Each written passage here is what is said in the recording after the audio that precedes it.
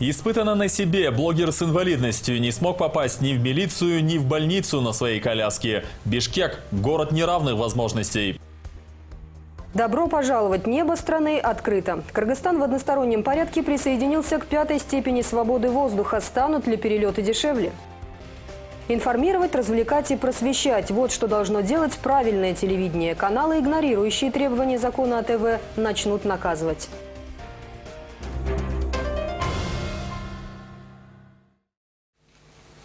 И теперь об этих и других событиях более подробно. В эфире новости. Здравствуйте. В студии Елена Кобзева И Джолдош Исаков.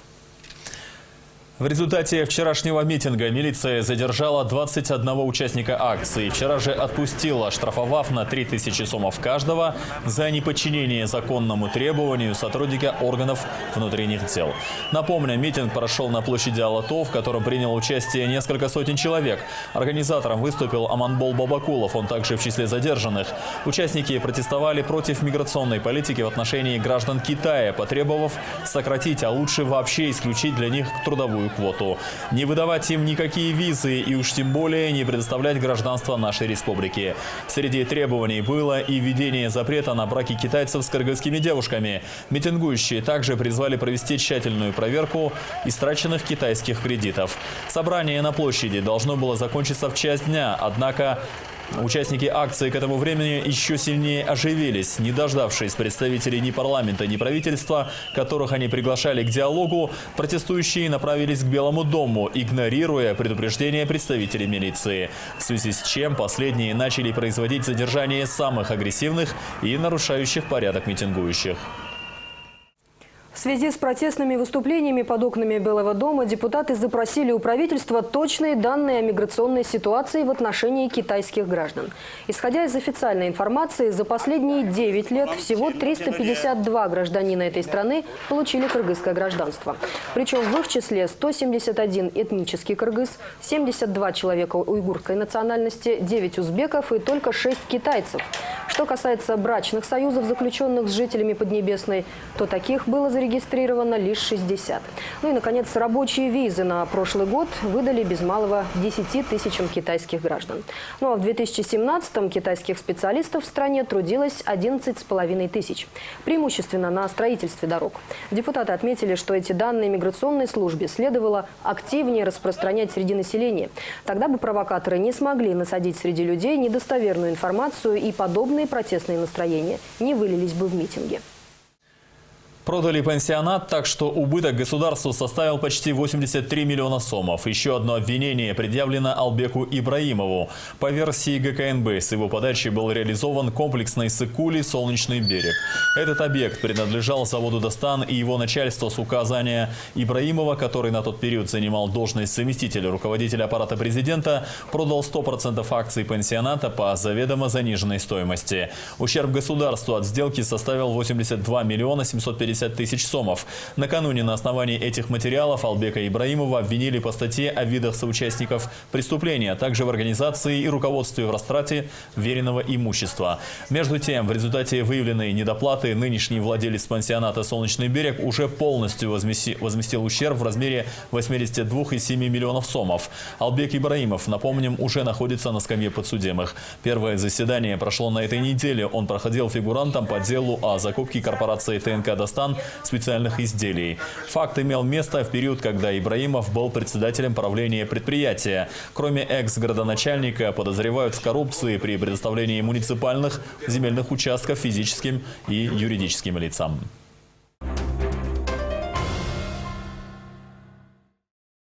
Кыргызстан предоставит авиаперевозчикам 5-ю степень свободы воздуха. Это означает, что иностранные авиакомпании смогут не только сажать самолеты в наших аэропортах без разрешительных документов, но и получат возможность добирать пассажиров во время посадки, а также осуществлять погрузки и разгрузки грузов. Другими словами, увеличит количество направлений из Кыргызстана и, соответственно, в Кыргызстан. Отметим, что попытка внедрить в стране проект «Открытого неба» предпринимался не раз, и только в этом году ему дан официальный старт. На днях Сооронбай Джейнбеков подписал закон о внесении изменений в воздушный кодекс, и отныне правительство не будет вмешиваться в работу авиакомпаний при определении маршрутов, пунктов назначения, объемов, стоимости билетов и грузоперевозок. Небо для кыргызстанцев стало доступнее. Закон о внесении изменений в Воздушный кодекс подписан и вступает в силу 25 января. А значит, в Кыргызстане полным ходом начнется реализация политики открытого неба. Всем странам, изъявившим желание совершать международные перелеты транзитом через нашу страну, будет дано право 5-й степени свободы воздуха. Авиаперевозчик сможет выгружать и принимать на борт на территории страны-партнера пассажиров, почту и грузы. К примеру, при полете из точки А в точку Б самолет приземлится, допустим, в Бишкеке, не только чтобы заправиться и произвести какое-то техническое обслуживание, но и для того, чтобы взять на борт еще пассажиров, которые следуют в пункт Б. Тот же самый принцип будет работать для самолетов, следующих в обратном направлении, из точки Б в точку А. 5-я свобода часто используется авиалиниями для того, чтобы увеличить пассажиропоток на некоторых маршрутах, а страны уступают это право другим ради развития туризма, чтобы увеличить приток посетителей или увеличить количество рейсов на тех маршрутах, по которым свои авиалинии не справляются. Все это и произойдет в Кыргызстане, рассказывают в агентстве гражданской авиации. Катар, государство маленькое, сами знаете, да? Но столько количества пассажиров летает через Доху. Почему? Потому что там в этом городе они такую инфраструктуру гостиничных комплексов, зону отдыха сделали. Любой пассажир через Катар Airways в сайт заходит, они видят, что в стоимость билета включен отдых на 2-3 дня. И возможность увидеть государство Катар, отдохнуть, искупаться, допустим, да, они, естественно, и ниже цены. Естественно, они через это будут летать, и количество пассажиров у них очень большое. Открытие таких рейсов обусловит не только увеличение потока туристов, что должно положительно повлиять на экономику страны. Для самих кыргызстанцев станет дешевле летать. Стоимость авиабилетов должна снизиться. Произойдет это благодаря тому, что в Кыргызстан начнут летать самолеты множества авиакомпаний, которые в борьбе за пассажиров сделают свои услуги более дешевыми. Рассмотрят в рамках проекта и новые направления. Если сегодня в сутки, к примеру, аэропорт Манас принимает до 30 рейсов, то их количество может увеличиться вдвое. Волноваться, что местные авиакомпании не смогут выдержать конкуренции с иностранными и не смогут подняться в небо, не стоит. Пассажиры, прилетающие из дальних стран, отправляясь далее в российские и казахстанские города, будут улетать в том числе и на судах местных авиакомпаний. В Америку, допустим, да, наши пассажиры летают через Дубай, через Стамбул, через Казахстан, через Ташкент и так далее. Да? Это очень расходно, очень стоимости билетов большие. Если напрямую откроется рейс, те авиакомпании, которые открывают, они будут по рыночному закону захотят просто получить больше пассажиров. Чем больше пассажиров, для них выгодно. А те пассажиры, которые летают через транзитные зоны, Стамбул, Москва, как я сказал, они все повернутся сюда. Попытки открыть небо были безрезультатными целых 15 лет. Парламент поправки в Воздушный кодекс одобрил в 3 чтениях в середине декабря прошлого года. Ключевым принципом изменений является не только предоставление прав на транзитные перелеты, но и невмешательство правительства в ценообразование, формирование маршрутов, а также отсутствие ограничений по типам самолетов и их мощностей. Первые результаты от реализации проекта «Открытое небо» кыргызстанцы увидят уже к концу этого года, говорят специалисты. Летать станет дешевле и будет куда. Дополнительно откроются новые направления. На данный момент несколько государств изъявили желание сотрудничать. Туркменистан, Катар, княжество Люксембург пока проявляют интерес к перевозке грузов через Кыргызстан. А 2 авиакомпании из Таджикистана озвучили, что могли бы совершать рейсы через нас в Корею и Китай. В целом, говорят в гражданской авиации, Америка, Европа, Азия с внедрением проекта станут ближе. Только вот первые полгода будет идти работа по приведению в соответствие международным стандартам нормативно-правовых актов, а также дальнейшая модернизация всего, что есть, улучшение инфраструктуры аэропортов, установка дополнительных терминалов. Он облетел весь мир, за что и получил сертификат кругосветчика. На сегодня он единственный в Центральной Азии, кто смог совершить перелет вокруг планеты на одномоторном самолете. В свое время Союзбек Салиев был профессиональным пилотом. И за эти 15 лет он побывал в 13 странах, а в воздухе пересек границы 26 государств. Как развивать авиацию и, главное, как это делают в других странах, он знает не понаслышке. В первую очередь, говорит авиатор, нужно разработать программу по поддержке внутренних авиаперевозчиков. Правительству надо срочно разработать пакет мер, что делать с внутренними авиаперевозками. Будет ли это прямое субсидирование или будет налоговые льготы компаниям, которые летают во внутренних авиалиниях. Или будет создана государственная компания, которая будет заниматься только внутренними авиационными перевозками. Второе, я вижу, это многие местные компании обанкротятся. Соответственно, люди останутся без работы. И государству, профильному министерству надо разработать целый пакет мер по трудоустройству этих людей, либо переобучению их на другие специальности. Третья и очень большая значимая часть – это развитие авиации в нашей отрасли. Вот здесь надо разработать программу по привлечению молодежи нашей на авиацию. Вы знаете, что уже второй год наш авиационный колледж не набирает пилотов. Реализация программы «Открытого неба» помочь вывести Кыргызстан из черного списка Евросоюза, конечно, не сможет, но вполне может стать поводом для положительного заключения ИКАО, говорят специалисты. Если за счет проекта местные авиакомпании, аэропорты повысят качество своих услуг, то возможности вернуть право летать над Европой станет больше. Этот вопрос будет решен в течение этого полугодия. Через 2 месяца пройдет очередной аудит. К нему, как заверили в агентстве гражданской авиации, Кыргызстан готов на 95%. Эльнора Бекбасарова, Алтынбек Каныбекулу, НТС. Ратификация договора с Казахстаном о демаркации границы прошла необходимые процедуры, предусмотренные кыргызской стороной. В декабре минувшего года документ ратифицировал Джугурку Кенеш, и, как сообщает аппарат главы нашего государства, ратифицировал его и президент Сооронбай Джейнбеков. Договор о демаркации государственной границы с Казахстаном был подписан чуть более года назад в Астане во время визита президента Джейнбекова в столицу соседней республики. Протяженность демаркированной пограничной линии между нашими странами составляет порядка 1257 километров. Само двустороннее соглашение нацелено на соблюдение всех юридических тонкостей вопроса. Теперь, как отмечается, о завершении всех ратификационных процедур в Кыргызстане внешнеполитическому ведомству предстоит уведомить казахстанскую сторону. Наблюдение и контроль за финансовыми потоками ведется тщательным образом. Об этом глава государства проинформировал сегодня председатель Государственной службы финансовой разведки Гулямджан Анарбаев. Он представил Сооронбаю Джейнбекову отчет о работе службы за прошлый год. В частности, о том, сколько и какие операции были проведены по пресечению преступного отмывания доходов и финансирования террористической деятельности. По мнению президента, сегодня есть необходимость усилить обмен информацией между службой и МВД о ходе расследования по таким делам с целью доводить их до суда, автоматизировать все процессы при проверке движения финансовых потоков и выявлению незаконных действий по легализации преступных доходов и финансированию терроризма.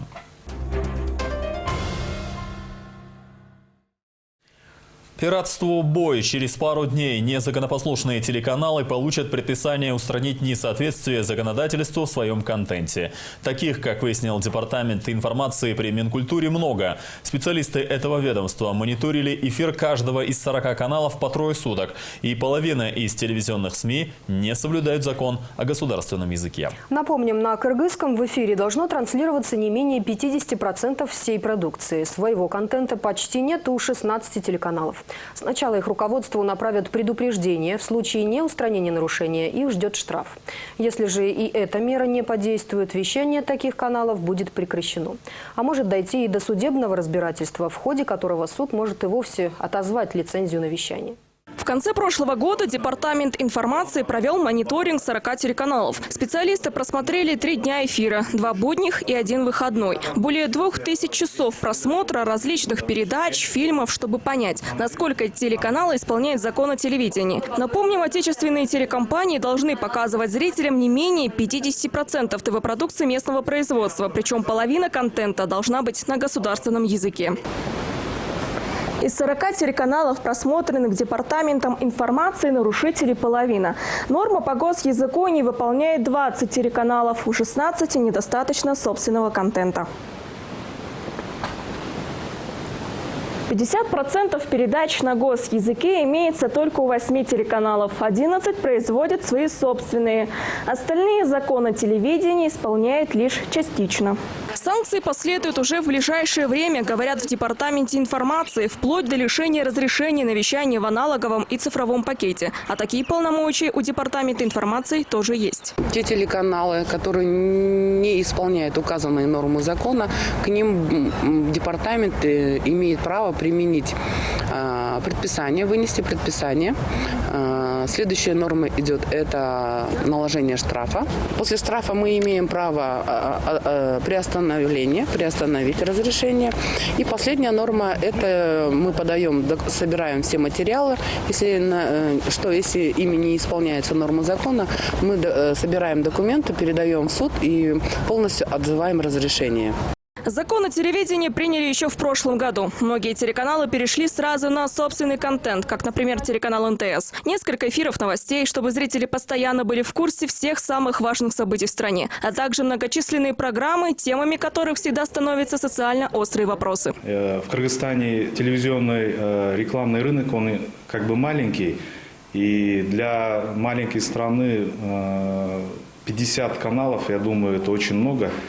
И руководители телеканалов должны взять, как бы ответственно должны понять, что если они взялись за существование этих каналов, они должны вложить большие деньги. Держать в штате 2 человек и на 2 компьютерах, это не может называться телеканалом и показывать рекламу. Тем самым они разрушают рекламный рынок Кыргызстана. Пока такие кабинетные телеканалы ретранслируют пиратский контент, добропорядочные СМИ страдают. Кроме того, что этим псевдотелекомпаниям не приходится вкладываться в производство передач, цены на рекламу у них ниже средних. В итоге законопослушные телегиганты остаются за бортом рекламного рынка. Радует, отмечают руководители телерадиокорпораций, что Министерство культуры наконец уже взялось наказывать незаконопослушных медиаигроков.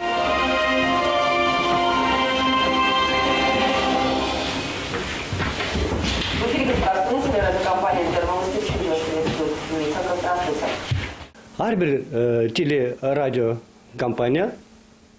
Многие такие телеканалы функционируют с целью заработка. В эфире сплошь фильмы, концерты, пиратский контент. Хотя по закону, если даже они ставят зарубежные фильмы, должны обязательно предусмотреть субтитры на госязыке. В штате тем временем 3-4 человека. На сотрудниках деньги экономят и на производстве своего продукта. Ни студий, ни видеоаппаратуры, а на рекламе при этом зарабатывают. А к нам из-за этого рекламодатели не приходят. Среди тех, кто неукоснительно соблюдает нормы закона, НТС, КТР, ЛТР, Апрель, ОЖ-ТВ. НТС в тройке лидеров. Исполнение этого закона важно и для зрителей. Ведь именно из-за этого отечественные телеканалы не могут транслировать крупные телевизионные программы. Польза их очевидна, но рейтинг не сравнится с тем, что может быть у голливудского кино. Есть еще один побочный эффект. Мировые продакшн-студии не хотят сотрудничать с Кыргызстаном. Анастасия Соболева, Диас Акимбаев, НТС.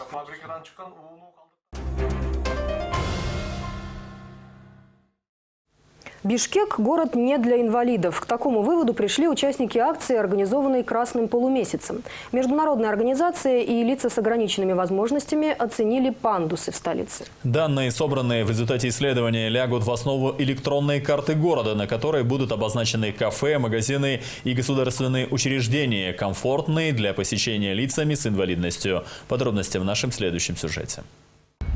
Интернет-блогер с инвалидностью Оскар Райс регулярно публикует на своем YouTube-канале результаты оценки доступности столичных учреждений для ЛОВС. Поэтому на предложение «Красного полумесяца» сделать эту работу полезной для других лиц с ограниченными возможностями откликнулся с радостью. По его словам, прогулка по городу Бишкек на инвалидной коляске – настоящее испытание. И зачастую без посторонней помощи тут не обойтись.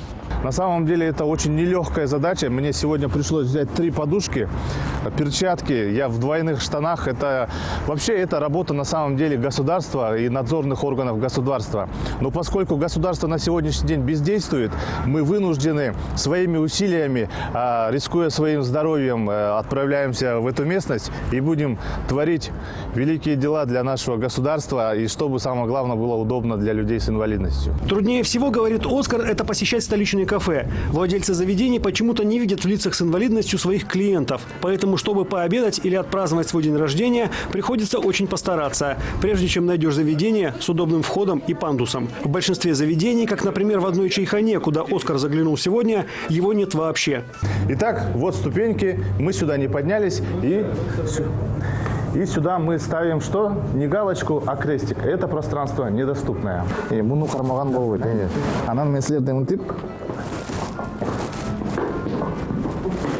85 килограммов. Пожалеть бы надо людей тоже, у них, может быть, потом из-за этого спина будет болеть. Пандусов нет не только в частных заведениях, но и в государственных. Учреждений, в которых соблюдены все нормативы, можно по пальцам пересчитать. Большинство госучреждений даже не пытаются облегчить жизнь лицам с ограниченными возможностями. Например, Чуйская УВД. Тут не то, что на коляске, даже на ногах поднимется не каждый. Уже, вот. И здесь я уже самостоятельно подняться не смогу, если я нахожусь на коляске. Я смогу подняться, если я передвигаюсь на костылях или на ходунках, держась за вот это перила. Вот. И здесь я, по-моему, смогу. Но это только если я на ногах. А находясь на коляске, я не смогу, мне надо будет попросить 2 человека. Кстати, не приспособлены для инвалидов не только здания, но и дороги и тротуары. Подъезды ко многим госучреждениям в центре города не оборудованы для лиц с ограниченными возможностями. А значит, чтобы попасть в поликлинику или больницу, приходится нарушать. Я сейчас нарушил правила. На тротуаре останавливаться нельзя. Но это безвыходная ситуация, когда у нас отсутствуют специальные парковки.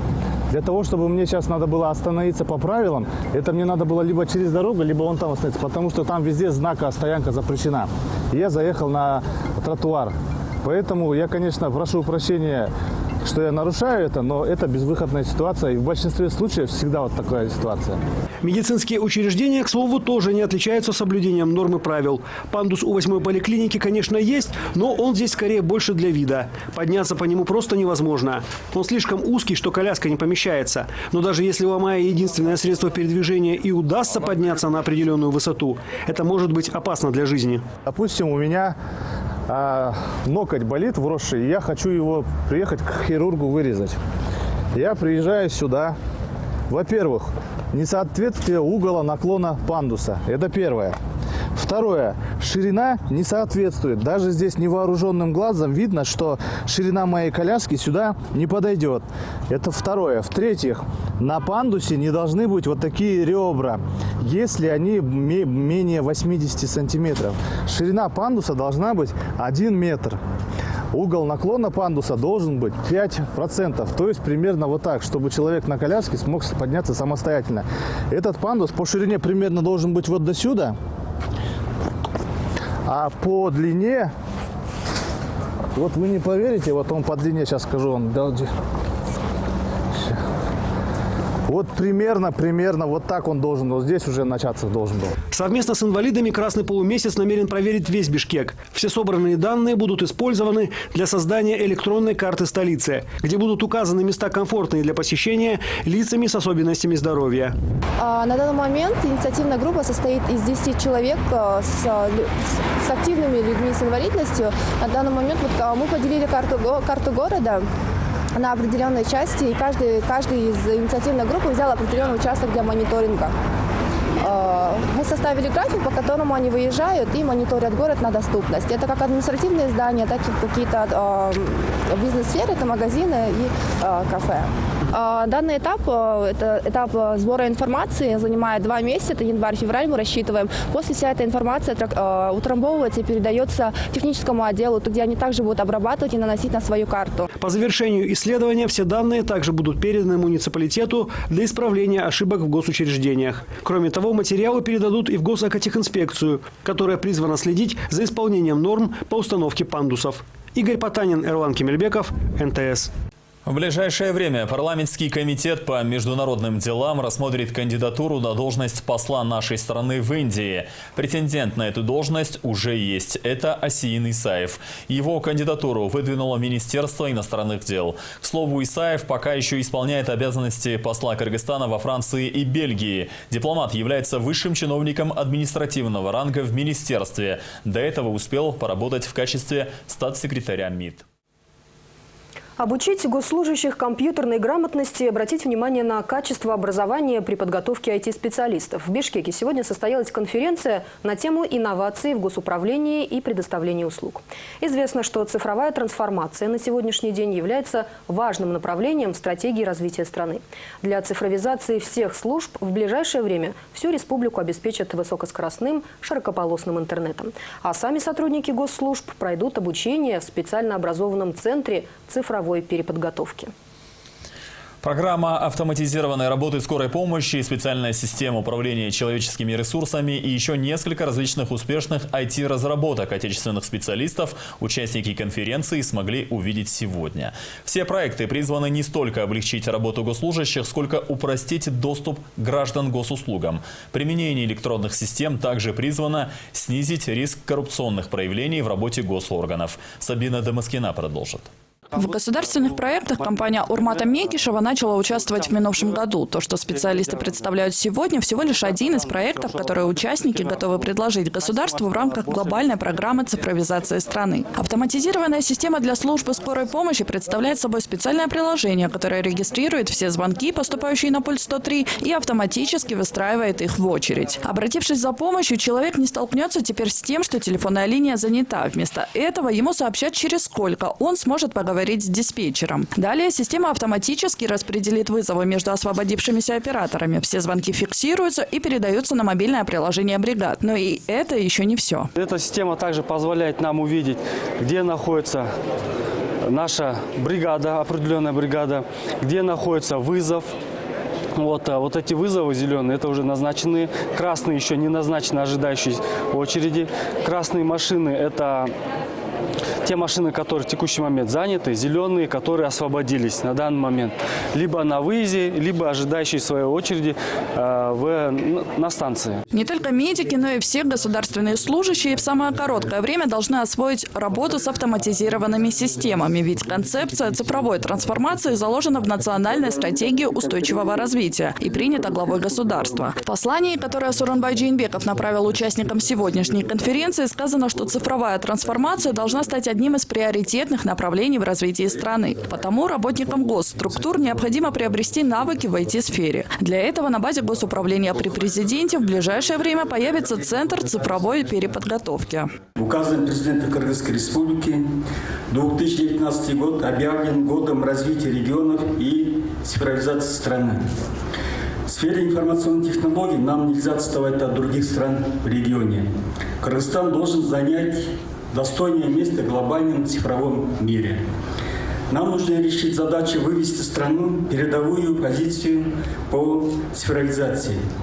Мы ставим амбициозные цели – стать региональным центром технологического трансфера. Между тем, знаний в области компьютерной грамотности, которые есть сегодня у муниципальных и государственных служащих, очевидно, недостаточно, отметила экс-президент Роза Атунбаева. Интернет-сайты госорганов, которые должны информировать пользователей об их деятельности и представляемых ими услугах, заполнены фотографиями и, в лучшем случае, заметками о ежедневной работе руководителей. Я особенно была озабочена сайтом города Бишкека. Очень красивые картинки, много красивых картинок, они динамичные и так далее. Но услуги, где услуги? В отличие от этих сайтов имеются и более успешные. Так, например, портал госзакупок, электронный сайт социального фонда с онлайн-калькуляцией пенсий, информационный портал государственной регистрационной службы, а также система электронного межведомственного взаимодействия «Тундук». И эти проекты далеко не предел возможностей отечественных специалистов. Вместе с тем, на сегодняшний день утечка мозгов из Кыргызстана в сфере IT не уменьшается. Кыргызская республика имеет достаточно большие возможности для того, чтобы стать инновационным хабом. На примере парка высоких технологий Кыргызской республики, куда входят 43 национальных кыргызстанских IT-компаний, совокупный доход этих компаний составляет по итогам 2018 года порядка 10 миллионов долларов. 80% услуг, они экспортируются. Первая страна, которая занимает от общего объема экспорта, составляет США. Страны Европы, Азии. То есть у нас есть достаточно серьезный спрос в наших услугах. Система управления человеческими ресурсами – одна из последних успешных примеров отечественных разработчиков. К слову, на счету государственного предприятия «Инфоком» более 30 реализованных IT-программ в сфере автоматизации. Большая часть из них адаптирована специально для сотрудников государственных служб. Так, например, один из проектов системы учета кадров – электронный Кызмат. Ее работа осуществляется на основе распознавания лица. Предоставить данные о человеке по фотографии – только одна из возможностей этой программы. На примере статс-секретаря ГРС То есть там вот по стажу работы в базе у него полный стаж работы. И дальше на основании вот этих сведений, где он ранее работал, система посчитала автоматически его стаж, по специальности стаж на госслужбе и общий стаж. Таким образом, это очень мощная система, которая там накапливает полные знания о сотруднике. Да, эта система действующая, в этой системе уже подключены 48 государственных органов, даже есть некоторые акимяты. Эта же система вскоре избавит госслужащих от гор бумаг, заменив их емкими электронными носителями. Кроме того, сотрудники различных предприятий смогут обмениваться договорами, справками и заключениями, заверенными такой же цифровой подписью. Храниться все они будут на специальном сервере данных, доступ к которому будет ограничен и защищен от возможных хакерских атак. Сабина Дамаскина, Александр Симонов, НТС. И на этом наш выпуск завершен. Мы благодарим вас за внимание. В конце еще раз отметим, что итоговые новости с Мирджаном Балыбаевым вы можете посмотреть завтра на кыргызском, в воскресенье на русском языках. Оставайтесь на канале НТС. Приятных вам выходных. До свидания.